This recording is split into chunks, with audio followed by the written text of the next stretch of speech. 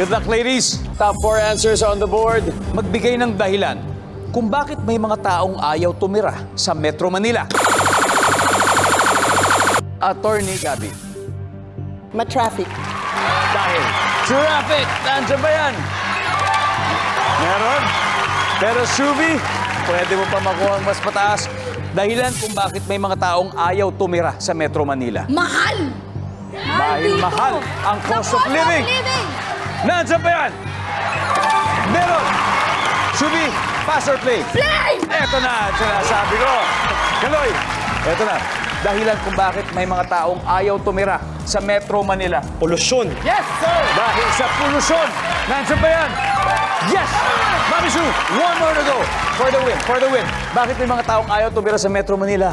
Ba't kaya? Maraming tao siksikan. Sigan! Sarah, tingin mo, totoo ba yun? Matao daw sa Metro Man, siksikan? Hindi naman masyado. Nakakalaw naman tayo. 18 million lang naman, di ba? Pag daytime, tapos 15 million pag gabi. Hindi naman siguro. Hindi masyado, no?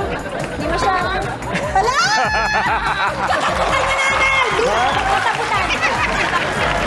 Ano na? Gusto nyo na malaman? For the win. Ang sabi nila ay masyado daw matao sa Metro Manila. Nandyan ba yan? Survey says...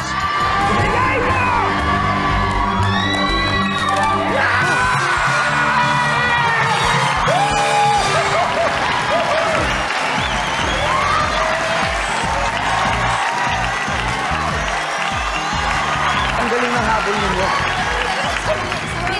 Sa huli. Dahil dyan ang ating final score, Team Morning Opa, 361 points. Morning Sunshine, Okay lang. Bukas sa breakfast. Breakfast sa 258. Attorney, maraming salamat. Thank you. Maraming salamat. Sean, napakahusay. Thank you, Andrew. Shana, Thank you. not this time. Natalo ako first time. But maybe next time again. Maybe next time. Babalik kami dito. Galing. Palakpakan po natin sila. Meron po silang 50,000 pesos from Family Feud.